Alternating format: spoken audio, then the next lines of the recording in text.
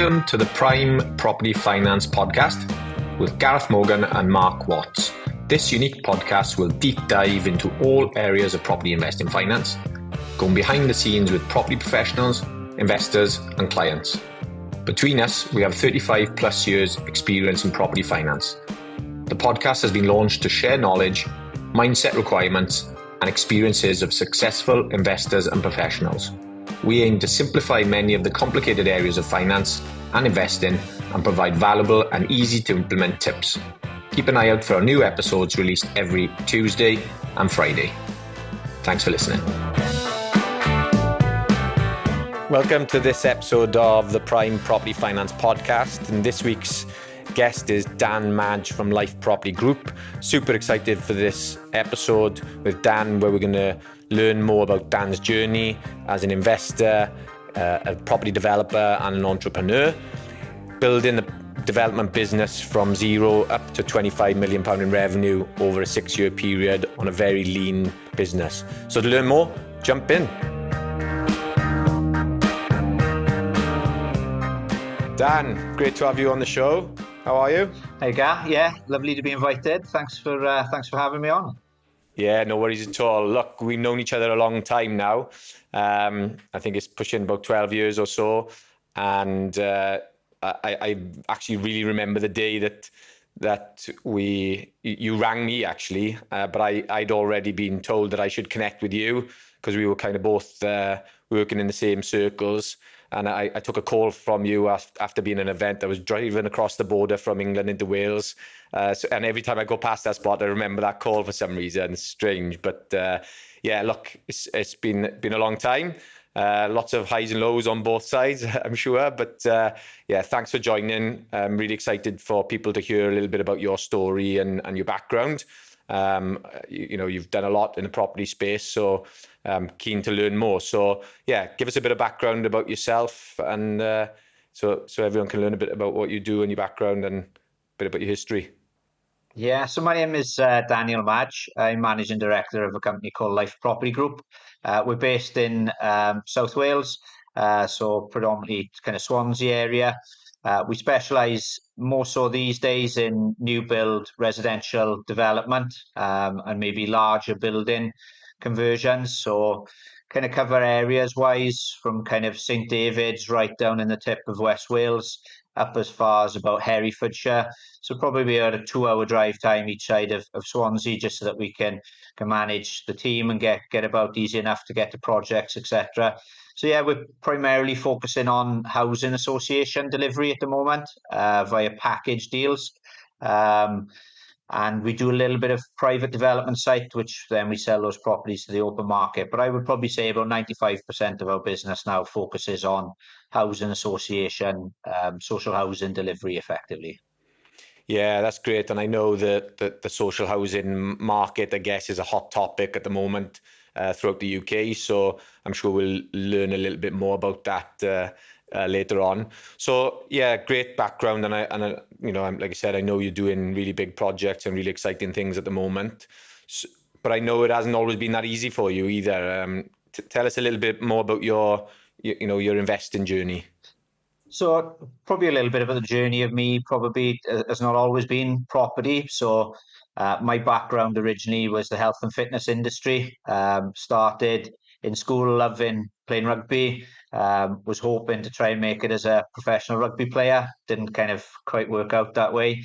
Wasn't quite good enough. But then through that, really enjoyed PE and the physical education side of things. So probably thought I wanted to be a PE teacher at that point. And started kind of doing down the road of there to be a teacher ultimately. And then I went into the kind of the health space, was a personal trainer, fitness instructor at what is a David Lloyd club now. Back in the day, it was Invicta Leisure or Sporter. Really enjoyed my time there, made some great friends, but probably had that entrepreneurial spirit from a young age and probably didn't want to work for somebody in reality, wanted to kind of try and take over the world, and looked at the likes of Richard Branson and alike and thought, yeah, I kind of want to do more than personal training and fitness instructing. So kind of went into a little bit of adult education, setting up healthy living lifestyle courses within Ethan Talbot, a lot of deprived areas, a lot of kind of health issues within those locations that I was working, and just kind of really enjoyed that side of things. But always had the dream and passion from a young age of opening my own gym, my own health club, which I kind of did back probably around 2005. Thinking about it now, and yeah, 10,000 square foot gym space, cafe, beauty therapy, hair, various different elements to it, and totally loved it. You know, it was kind of always been my dream, and kind of to achieve your dream in that sense was fantastic. But then, as the journey was evolving, the recession bit quite hard in 2007, 2008. We were obviously pretty much a luxury spend business, so people kind of were cutting back on those luxury spends. A lot of workplaces where we were located on an enterprise park were cutting back, laying off staff, etc. So we took a bit of a hammering then, and as a result, I probably lost pretty much everything in that recession and had to start again. But then I think in those times, you sit back and ask yourself, well, what do I want to do? Is this the industry I see myself spending the rest of my life in? And when I sat down and asked those hard questions at those stressful times, the answer was probably not. I think by opening my own gym, I'd probably taken a little bit of passion away from that industry for me. And the people that I saw doing quite well around me traditionally were involved in property in some sort of sense. They either had their own companies or they were investing a lot in property.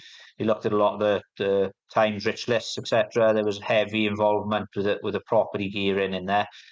And I really enjoyed property. I'd obviously refurbished a few properties as I was kind of moving. I would renovate something and live in it, and then sell it, and really enjoyed that side of things. I really enjoyed the physical work of knocking down walls and carrying buckets of bricks and filling up skips, and the labouring stuff probably more so. But learned a lot about refurbishing properties, what was involved, listening to all the trades around me and what they were doing and how they were doing it. So when that recession came and I was pretty much starting again, I thought, well, property is probably where I fancy doing that. A lot of people thought I was mad going into property in the heart of a recession. So kind of coming out towards the latter end of it, 2008, 2009, I went into property full time. And yeah, everybody thought I was bonkers, and everybody was thought, how long are we going to be in this for? But probably did my best property deals during those times, and was buying, renovating, selling, just trying to gauge the market and what stuff was moving. I linked in with some investors from London, who would invest the money. I would find the properties, I would manage the refurbishment and the ongoing sale, and then we'd split the profits at the end, which was great for me starting off with little or no capital, but then also great for them to be hands off and turning over their investments and generating annual income and returns off that. So started doing more and more refurbishments, and probably realised that, as probably anybody that's done a refurbishment realises, it always takes a bit longer than you hope, always costs a bit more than you think.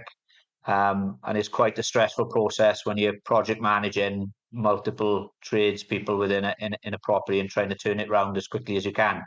So as that started to grow and was maybe doing kind of 10 refurbishments a year, also came the pressure and the stress and the hassle that came with it. So I kind of thought, well, is this what I set out to achieve from property? And it probably wasn't.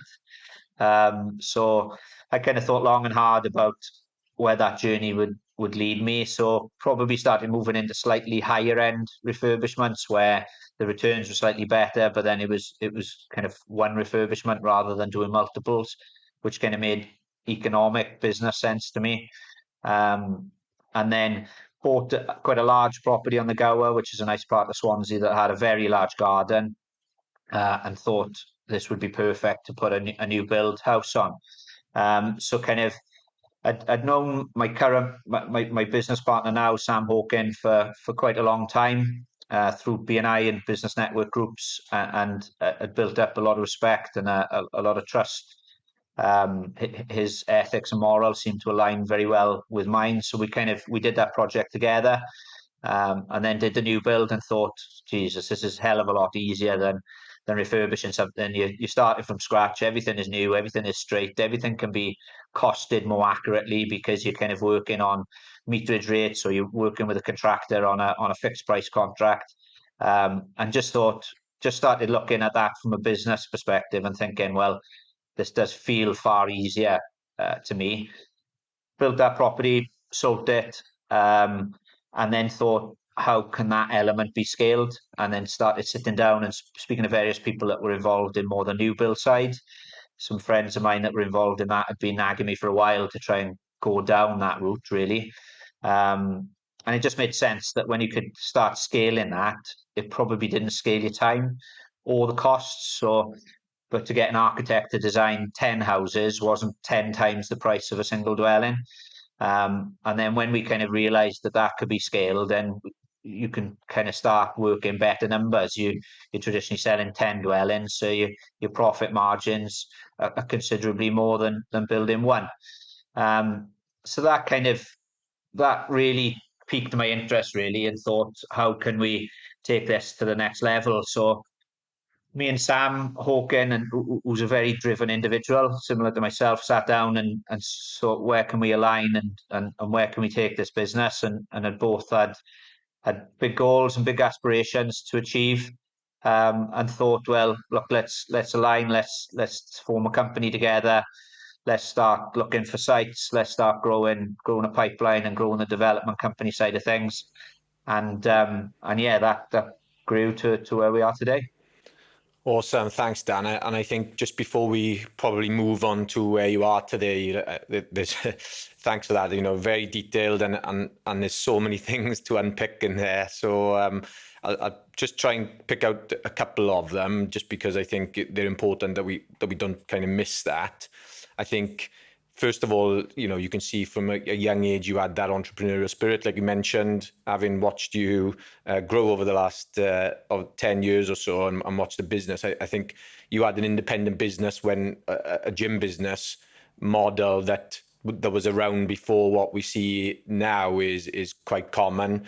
And they seem to be popping up everywhere. So, that's testament to it. I guess just maybe a little bit of the timing with the recession probably wasn't great. But hey ho, I'm sure you've taken a lot of lessons from that. And then also just to kind of say, I resonates with me when you were saying about getting into property in 2007, 2008, 2009, because that's when I started as a mortgage broker. After just finishing university and coming back from traveling and things, and people are saying the same thing to me. You must be mad. You go and work for a bank. Well, all the banks are making people redundant and things. So those jobs weren't there. And you thought, well, if you can make this business work in a recession, then it'll set you in good stead, because a lot of people will leave in the industry. And I think it takes you back to that Warren Buffett saying, be greedy when others are fearful, and fearful when others are greedy. And now looking back, and I remember at the time, a couple of years later, I could see, because you were so active and there were so many, agents would come to you and offer you deals, because you were pretty much one of the only people locally doing deals, which, like you said, some of the best deals happened in that time because there was nobody else buying them, and you could be very picky with the deals you wanted, and very, make your offer and walk away. And I can see how those deals turned out to be really fruitful. And then also during that journey, I watched you then kind of go through climbing that ladder effectively around the thought process, because I think you've skipped probably a couple of gears there, where you could instead of doing one, you started looking at blocks of flats or bigger projects, and that, well, rather than doing one, let's do a block of flats. And I saw you do a couple of blocks of flats or semi-commercials. And then I think there was probably that step in, but I could see there was the simple 2-3 bed mid-terraced houses, then slightly bigger things, blocks of flats, and then looking at, a single development, and then, as you're doing now, multiple properties in the development. So yeah, really interesting journey. And then you also just touched upon the investor side of things. I think this is something really that people talk a lot about, or they want to get started in property, but they don't have the cash themselves. And again, so maybe just can you share with us a little bit about how that came about, you know, your relationship with investors at the beginning when you maybe didn't have much experience, because there'll be a lot of people in your shoes who don't have experience and want to get started, but haven't got the cash to do so. So if you could share something on that, that'd be great. Yeah. Property is one of those industries that can be quite cash flow intensive, depending on how you're buying property or land. If you're buying it outright, then it usually does sap a lot of your cash and a lot of cash flow for projects, especially either taking it through a planning journey. That planning journey can sometimes be quite a long period of time, or even if it's just buying a house and renovating a house. A lot of the houses we were buying were unmortgageable, so they were cash purchases. And then you had the refurbishment costs, and then you had your holding costs. You have your legals ins and outs, your selling fees, etc., etc. So by the time you put together a viability, that can kind of map out what your cash needs are for that project, and it can be quite cash flow intensive. So I think for me, it was initially knowing what I wanted to do, putting together packs that I thought looked really professional and it really could show that I'd done my due diligence. So I hadn't done hundreds of refurbishments, so couldn't hang that on my hat. But one thing I did do is make sure that whenever I structured a proposal to an investor, that it was quite detailed. I researched what the sales comparables were. I probably was listing prices just under local sales comparables so that my numbers were relatively safe. I was probably over egging my refurbishment costs a little bit just to make sure that I had coverage based on previous experience of other refurbishments I'd done.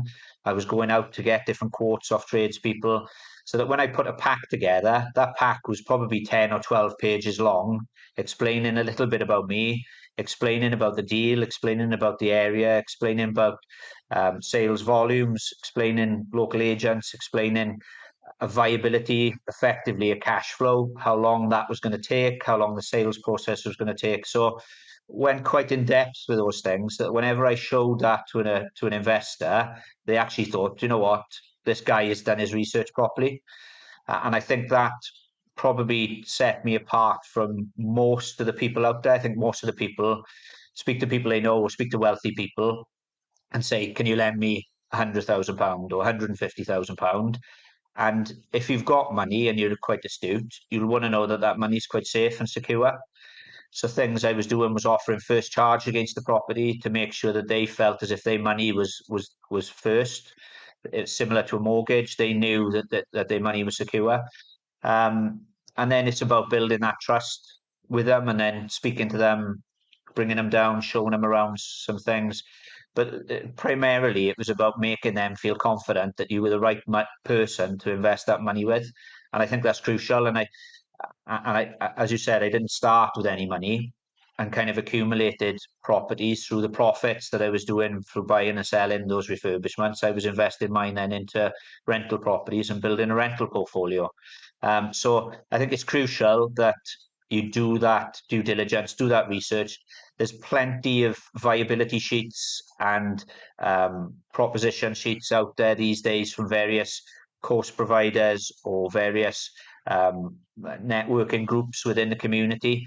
So I think it's great to put those together, get your head around how they work, get your head around how the numbers work, and just be confident in your numbers. Don't over push things. You're better off not doing a deal than doing a bad one. And probably earlier on, I probably did a few that were probably too tight. And you think, oh well, if I make 10,000 out of this deal, that would be great.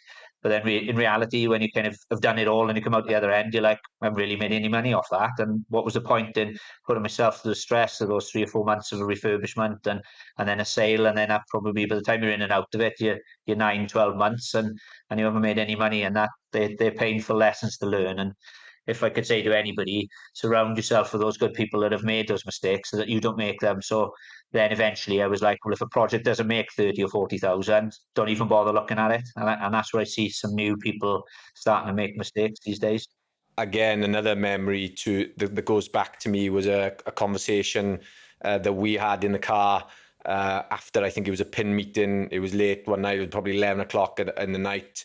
And I was in it, trying to do my first deal, and I was struggling to make something work. And I vividly remember it. And you said those basically exact words to me, because I said, "Oh, I'm going to do this deal. You know, even if I break even on it, you know, I'll have done my first deal, and I'll have something I can experience." And you were just like, "No, don't do a deal. There's plenty of deals out there.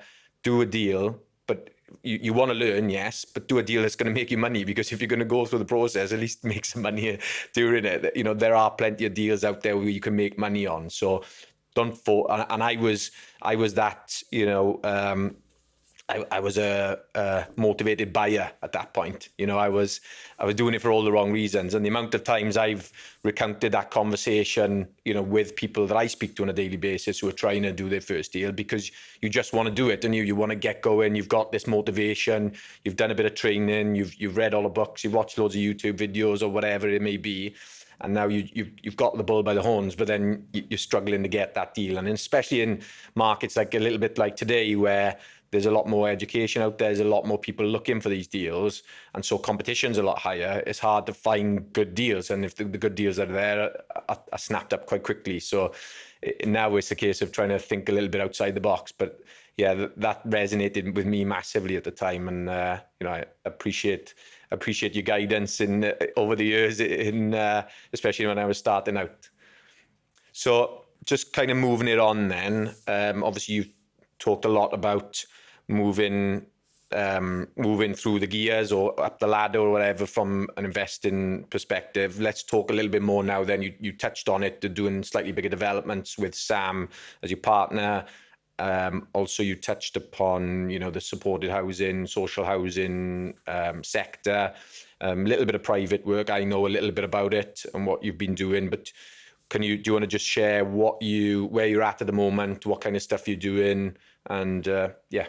So yeah, we probably, looking at our kind of cash flow forecasts, probably in the next 12 months, we'll probably do in excess of 20 million probably revenue within the group. So we set each individual project up as a new limited company. So yeah, we're probably on target to do 25 million turnover in the next 12 months. So yeah, we've taken it from scratch and grown it to quite a sizable business, and are continuing to grow that further. So the types of projects that we are doing, usually a new build housing association developments and residential, that range from unit size of around 15 to 20 units, ideally up to about 50 units. So we try and sit in a little bit of a niche where we try and sit below your Persimmons and your Redrose and your national PLCs, and probably try and sit above your smaller scale builders that might take on 3s or 5s, or even pushing it to kind of 10s. So we try and sit in a niche that we find isn't too busy. We tend to come across similar people that are trying to do the deals. There's probably a handful of less than probably 10 companies that probably do similar size to us within the South Wales area. Traditionally, we know them all. Traditionally, we're friends and we speak regularly, and it's quite a supportive community and a business community for that. So yeah, we like to kind of try and be on site on 3 or 4 projects at any one time. So we've recently started the beginning of the year, probably a site for 16 units for delivery to a local authority. That is going quite well, that we would hope to finish by the end of this year. We've just started another site in South Wales for 41 units to a housing association. That's probably going to be 15 to 18 month build program. We've got another one that's just started demolition and site clearance. That's 34 units to another housing association. We're just about to start some mining and grouting works on another site to follow through into construction.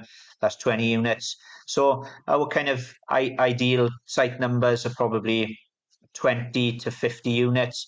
We can usually be in and out of a construction element of that part in about a year to 2 years. We probably don't want to do projects any bigger than that, where it's going to take us any more than 2 years.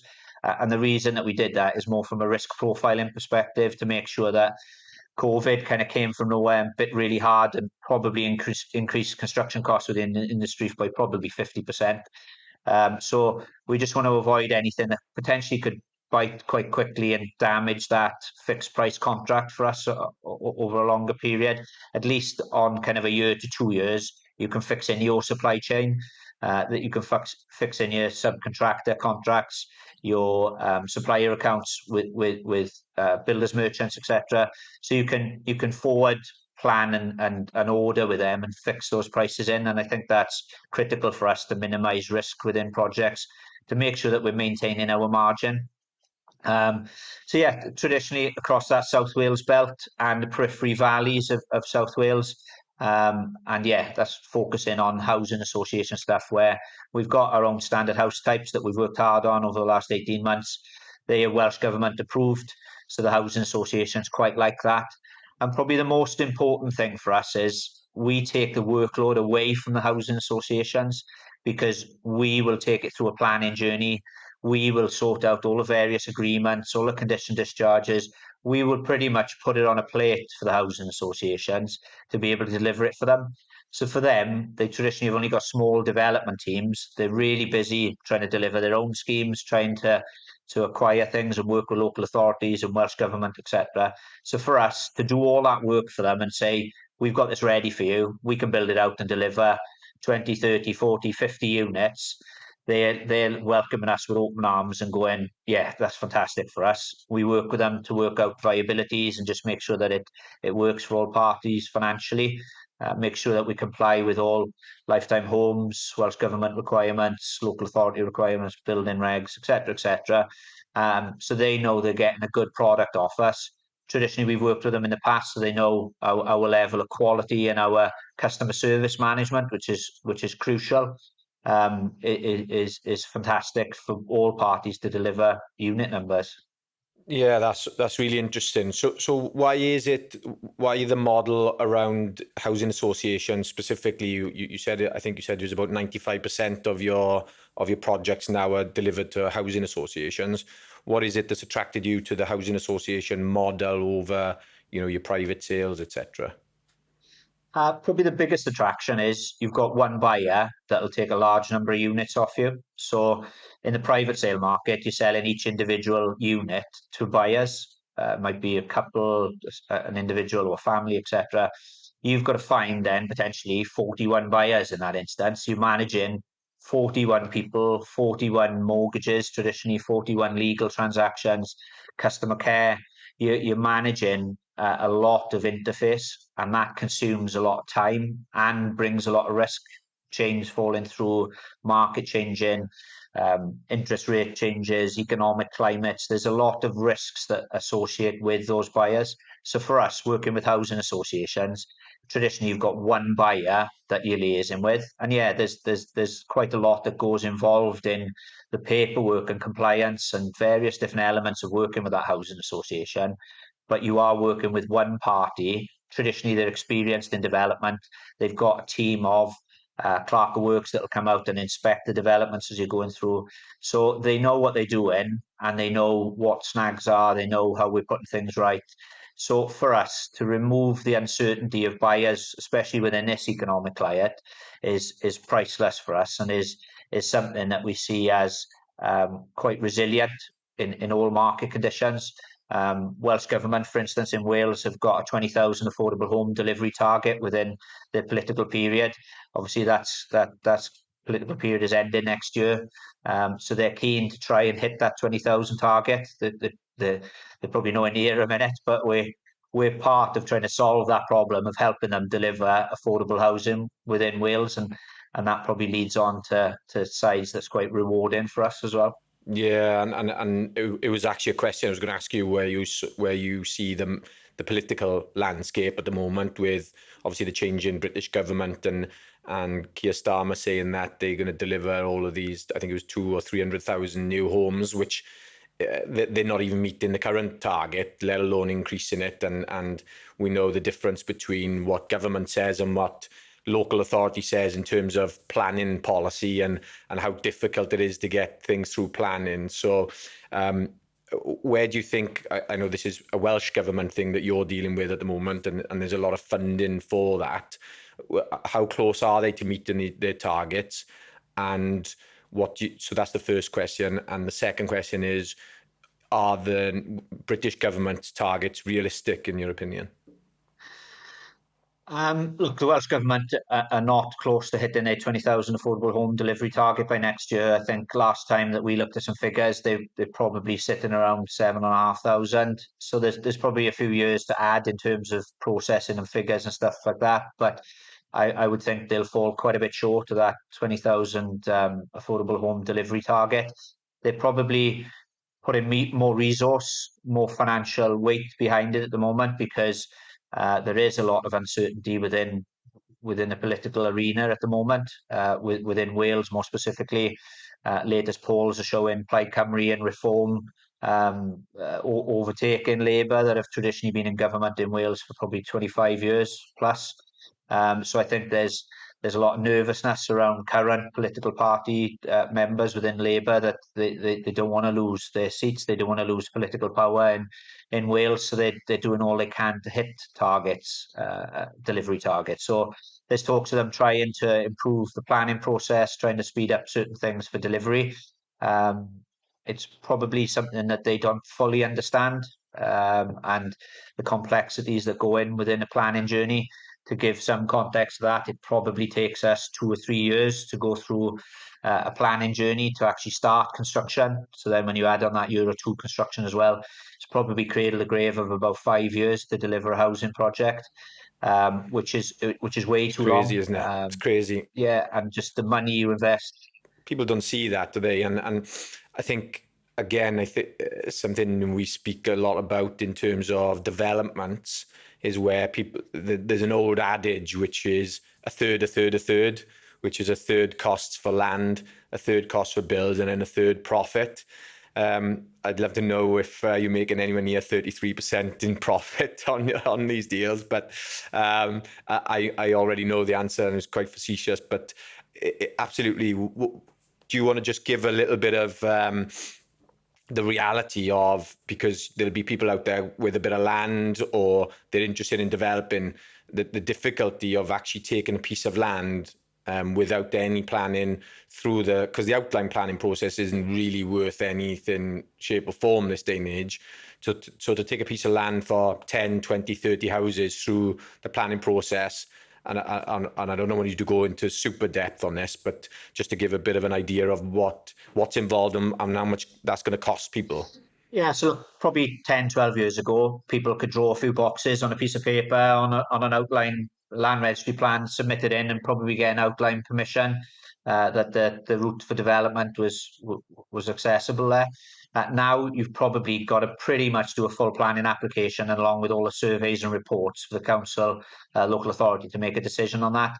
And that's usually ground investigations, engineering designs, architectural designs, tree surveys, ecology surveys. There's so many different surveys that you've got to do in order to satisfy the local authority planners, which is usually driven through government planning policies, that it's insane the amount of work you've got to do at risk traditionally. So to give you an idea, probably a site of about 35 units will probably cost, just on a consultant survey planning journey, probably in the range of about £100,000 to take it through Crazy, that isn't journey. it? No certainty of getting planning. Traditionally, going through the planning journey, there's a lot of battles that come with that, from land contamination or mining is big in Wales. You've got loads of problems that come into that you're trying to de-risk from the outset and trying to remove those potential risks from a cost perspective, but also to try and get planning. That just takes a lot of time, costs a lot of money, and I think government are saying they want to deliver 1.5 million homes over the political period, or in Wales, the 20,000 affordable home delivery target. But I don't think AMs and MPs traditionally understand that it will take you 2 or 3 years to go through a planning journey. They think, oh, well, can you start building in 6 months' time? And you're like, well, we haven't even started planning yet. That's going to take you 2 or 3 years. And they're sometimes amazed that it takes you that long to go through a planning journey. But when you sit now and look at all the red tape that has been introduced, probably over the last 10 years, I would say, and how complex planning is now with policies, there's quite a bit of risk involved, and you've got to make sure that you've got a good power team around you of planning consultants, of architects, of engineers, to make sure that you're trying to get that right and trying to maximize your chance of getting a planning permission on site, which will take quite a long time. And and we speak to people, who are looking to, they want to start their development journey. Maybe they've done a few different deals and they want to start developing, or they just got an interest in developing, or they've been doing it for somebody else.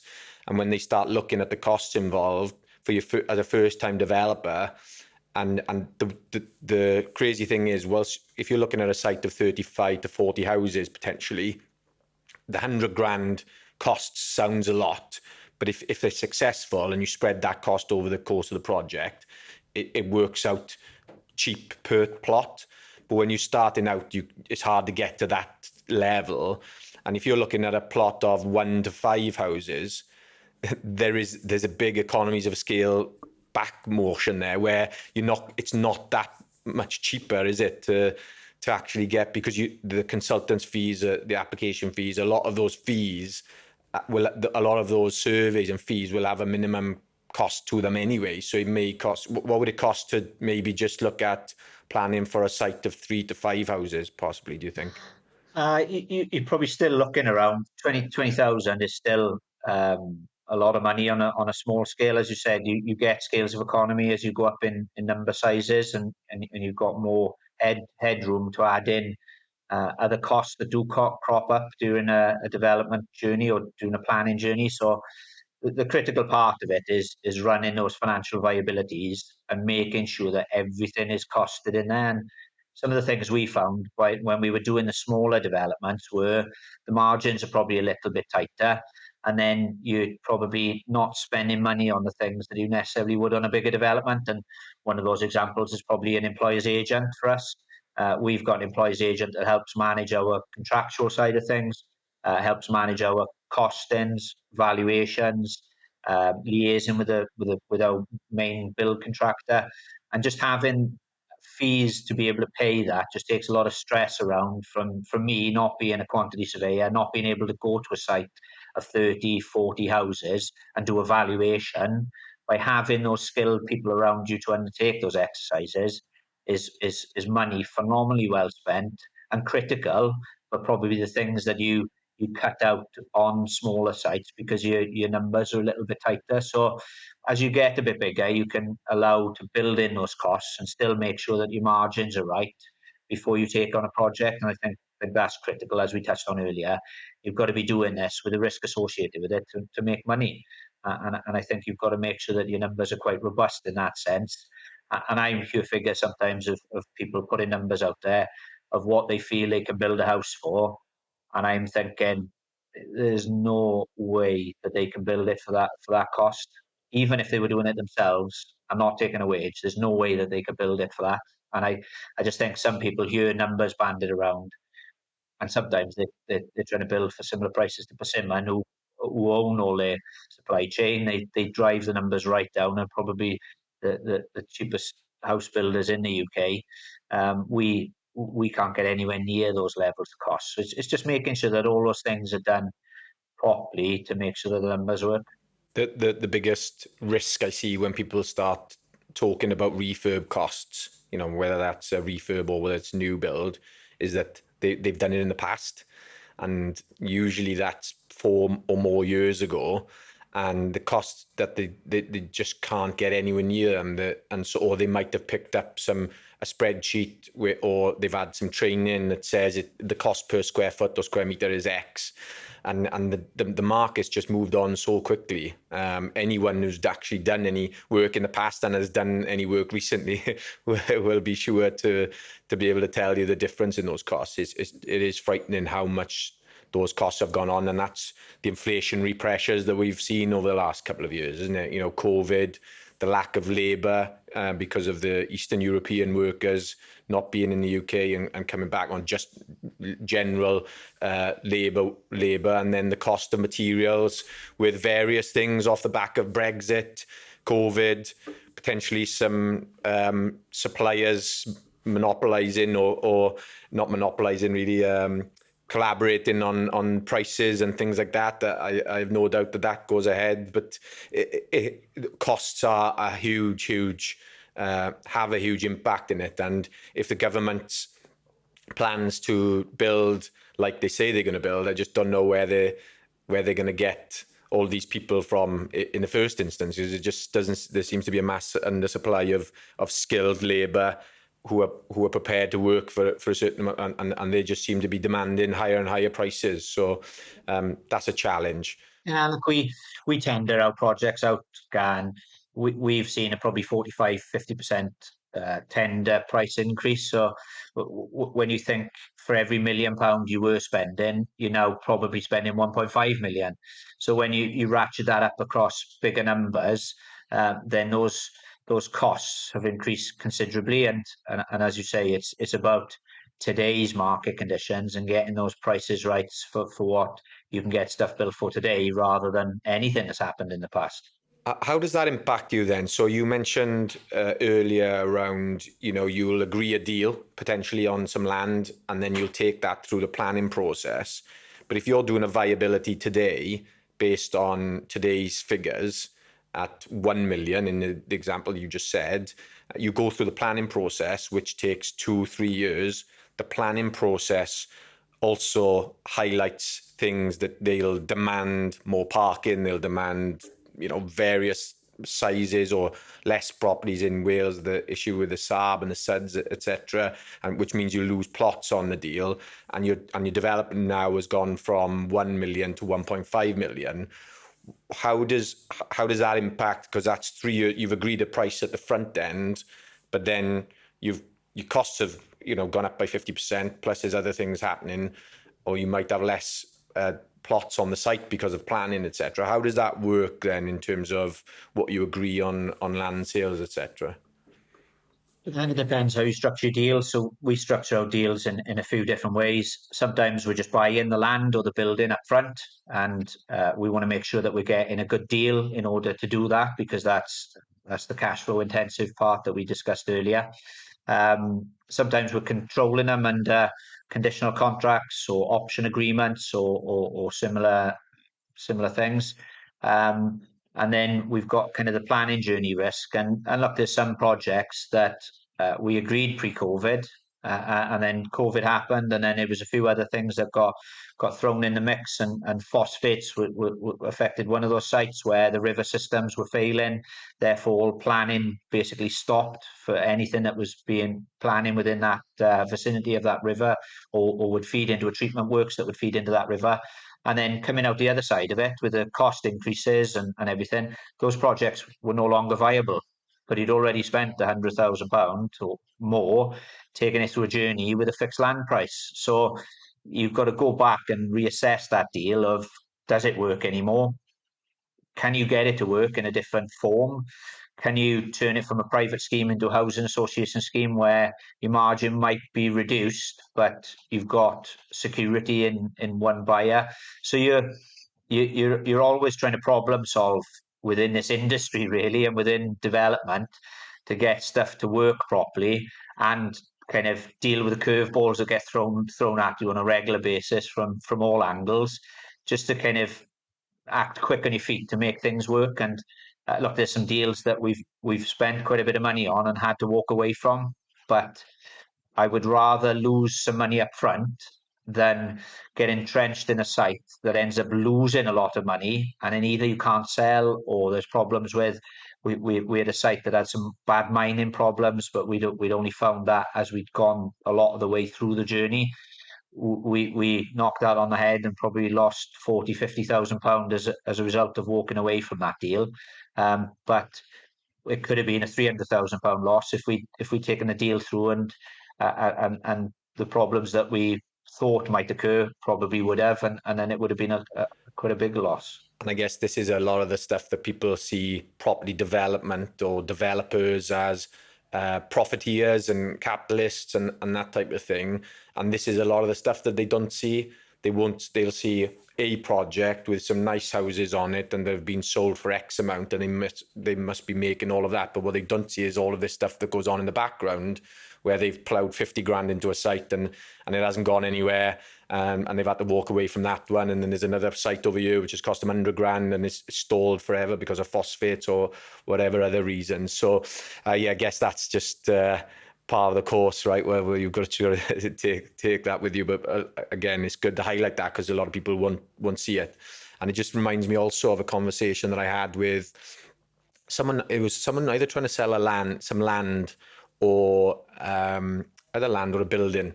And we were in a conversation about it and they wanted X amount of money for it. And I was really frank with them. I said, look, if you gave me this land, I still probably couldn't make it work based on the costs to do the works or renovate it or build it and the end values that this area and this property is going to work. So in fact, you probably have to pay me to take it off your hands. And they just couldn't get their heads around it. They were like, this is crazy. And I'm like, that's the world that we're living in. And this is the environment and the cost and economic environment that we're in at the moment. And it's bonkers.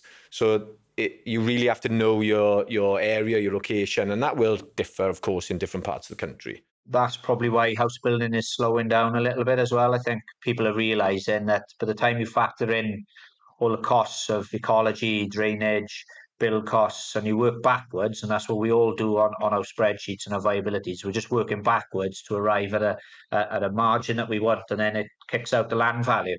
And I think people traditionally have got £300,000 an acre for their land, and in their head, that's what they feel the next lot is worth, or it should be worth more because house prices have increased, and they see in the news and etc. etc. But I think what they don't realise sometimes is, well, now all that sustainable urban drainage systems have been introduced. You might have lost 20% density on your site, therefore you're building less houses. The site isn't as profitable, therefore the land value comes down. So as you say, it's trying to manage those expectations of land and building owners to know that you're not trying to rip them off.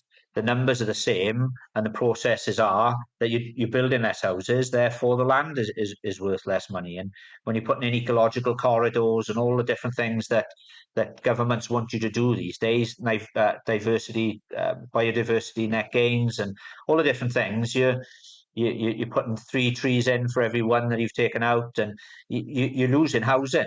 And effectively that affects land price, and trying to get landowners to see that sometimes is difficult.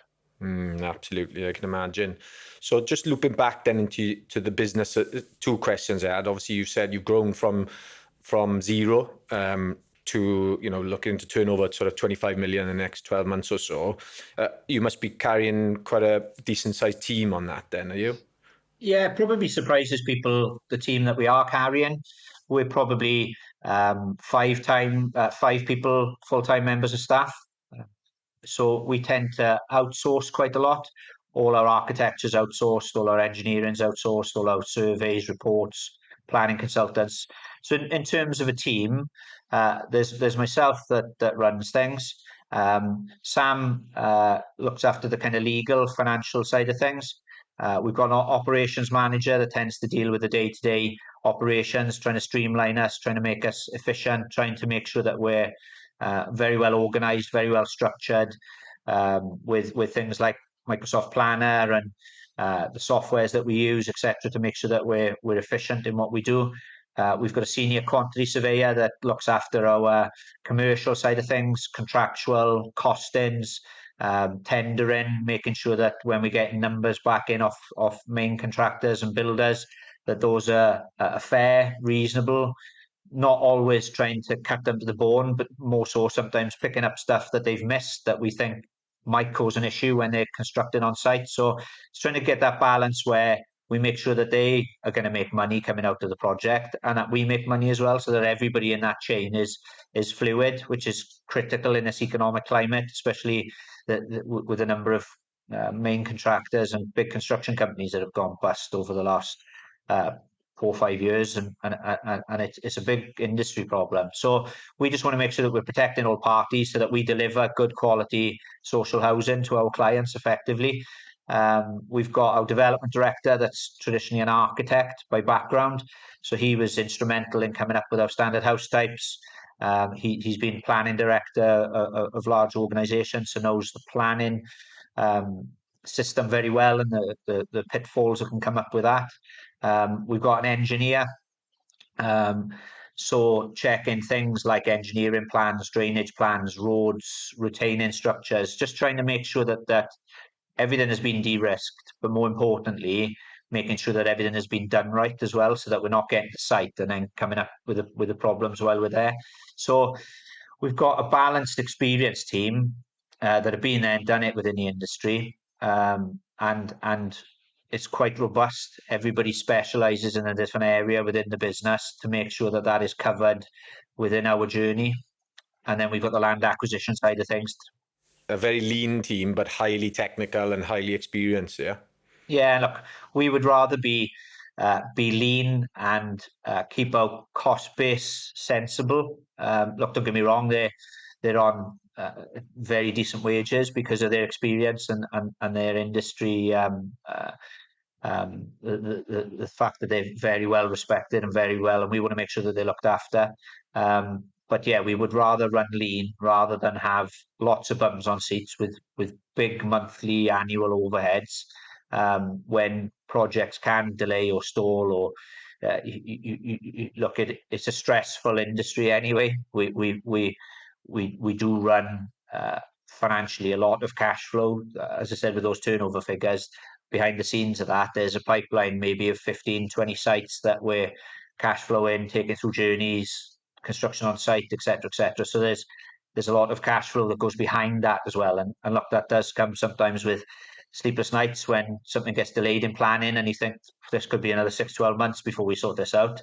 And we've touched on those sometimes in the past, Guy. You do have those sleepless nights and you do carry a lot of that worry to try and make sure that you're delivering, because it's your name on the block, and I certainly don't want to be losing everything again. So it's critical to make sure that all those things are controlled. Yeah, so this is a finance podcast. So can you just, talk a little bit more around how you finance your projects and, a little bit about the cash flow and the balancing act and what the important things that you keep an eye on from a finance perspective? So financially, with how we've grown the company now, there's traditionally a lot of money involved in income, but also in debt and costs as well. So traditionally, when we started and when we've been growing the business, it's been very cash flow intensive. Traditionally, we've been funding that through some of our own funds, but then private investor funds as well that we've been paying monthly returns to, and have given them security over personal rental portfolios, etc., to make sure that they've got additional security as well as maybe a charge on the land or the building that we've purchased. So we try and make sure that we're quite robust and give them decent levels of security, but also a return that's quite hands off for them. They're not doing any day-to-day business activities, but then are getting a monthly and annual return from investing those funds. And then we sometimes leverage those funds across development finance. So come to the likes of yourselves and banks, etc., to raise development finance to fund the construction of the projects, and that construction a number of different ways. And that's why it's critical to sit down with the likes of yourselves and really table everything properly to get the advice of what's happening in the market currently, what lenders are best to place with, etc., what the kind of rates sit at, what they like to work with. Are you going to be delivering private housing, and how long is that going to take to sell? We found the market is probably a little bit stickier in that arena. Therefore, our bank finances needed to be extended, etc.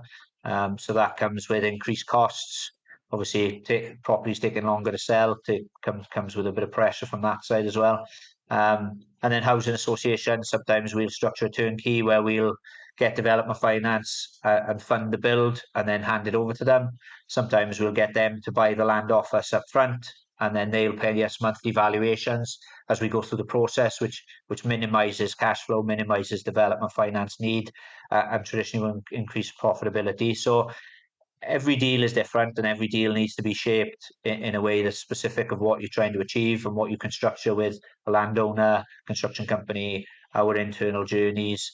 Has it already got planning? Do we want to change those plannings to our standard house types to give us scales of economy of construction? So there's a lot that goes on during that journey to shape, and it's critical to have those very good team members and very good consultants and power team around you, the likes of yourselves, etc., to make sure that we're getting advice off people that are specialists in what they're doing, and that is critical for us. Yeah, yeah, and like whilst we are brokers and we can help with development finance and different types of property finance, I love having these conversations with the likes of yourselves or people who are doing things, because there are so many different ways, like you said, that you can, obviously there's private investment, that it's up to you and finding those private investors.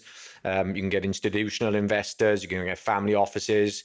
Also, outside of that, you can structure a deal in a way, like you said, with a housing association, which means they'll buy the land off you up front, which you've then got the cash to do it yourselves and build it out that way. So there's so many different ways to skin a cat, like they say. So yeah, really interesting to hear some of those different things then. So I'm keen to kind of, really, really great chat with you today, and thanks for coming on. It's been great to hear more about your background. I'm sure loads of people take a lot of value from what you shared with us. Just like to kind of understand, maybe some three top tips maybe that you've got from your experience, whether that's through business, lessons through business development, or any personal challenges you've overcome along the way. Yeah, look, I think we touched on one just then, is surrounding yourself with great people that have been there, done it, got the scars on the t-shirts, and know what they're doing. I think that's critical to have a good power team set out around that you trust, that you've worked with in the past, or that come highly recommended, so that you can not make those mistakes, because we all want to get ahead as quickly as we can without making the mistakes, and there's mistakes traditionally that cost you time and money. So yeah, have good solicitors around you, good finance brokers, good planning consultants, good architects, good engineers. Have that team around you that's really good to support you on your journey. I'd probably say off the back of that, just on that, I think, like you mentioned, the one thing people think of a power team around professionals, but actually the importance of mentors in there, and which is often overlooked. And what you said there just took me back to what we talked about earlier, is learning from other people's mistakes, people who've been there, done it, and said, well, actually, don't do that. I've done that. Listen to me when I'm telling you, do this instead, So, yeah. you probably just taken my next point. Right, fair enough. Yeah, look, the next thing probably on my list was networking and getting yourself a good business mentor, because and a business mentor that's quite specialist in what you want to achieve, because they're the ones that have already been there, they've already done it, they know what you're looking to achieve. They've probably made a lot of the mistakes in the past, and probably can give you almost a blueprint to say, look, I'll support you on this journey, and this is what you need to do, and this is how you need to do it.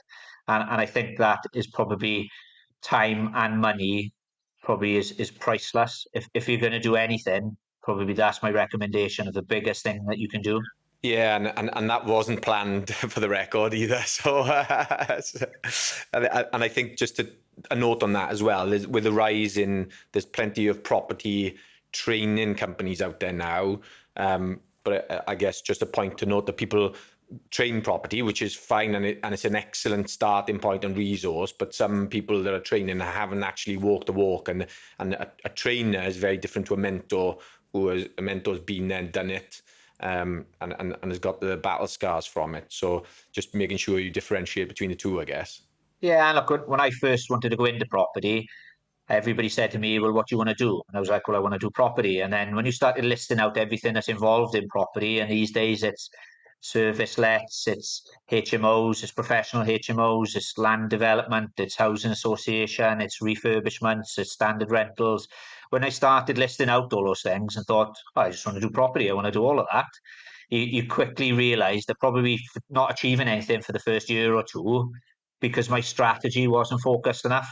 And I think when I honed that down then to maybe one or two things, which at the time was refurbishments and then a rental portfolio within standard residential lets, that kind of probably accelerated my achievements far quicker than the first year and a half of probably just treading water, not really actually achieving anything. So If I'd got a mentor really early on those days and invested the money in that, probably would have honed that strategy and achieved a lot more quicker.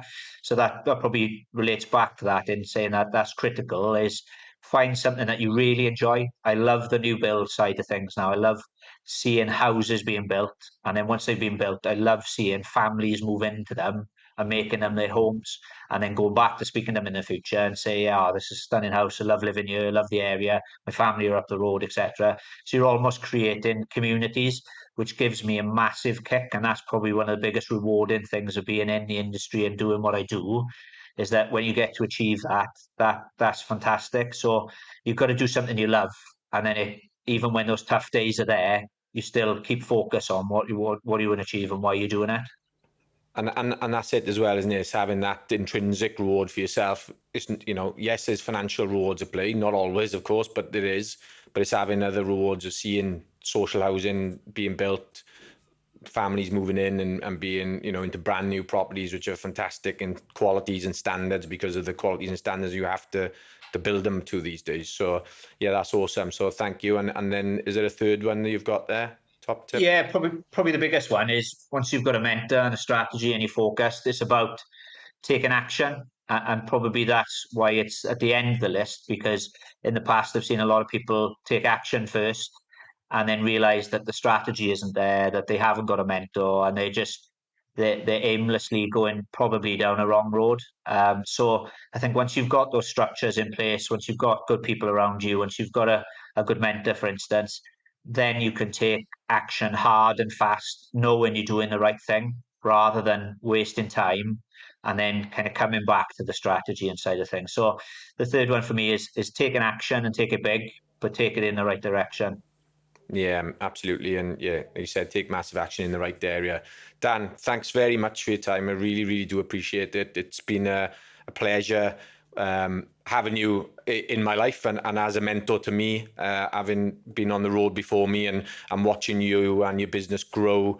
I know you've been through some challenging times as well, as you alluded to, and to see you coming out the other end of that now. And I guess another one of those probably would be perseverance and also self-belief, in that you can do, if you set your mind to it with a clear goal and a clear business plan and keep working that, because I know you've worked that plan for a long time and not had any rewards off the back of it, and to just keep going when the days get dark, as they say. And now to see you coming out to the other end of that, coming through winter and out into spring and summer effectively, is great to see. So I'm sure there'll be people who want to get in touch with you after listening to this and learn a little bit more, or maybe they might be interested in investing in some of your projects or whatever it may be. How can people get hold of you? Yeah, look, we're on the social media channels. So on Instagram, we're lifeproperty_group. On Facebook, we're Life Property. I'm on LinkedIn under Daniel Madge. We've also got our Life Property group on LinkedIn, and our website, where people can get a flavour of the types of projects that we're doing. Not everything is listed on there, but we do to try and list stuff on there to give people a flavour for what we're up to. So that's lifepropertygroup.com.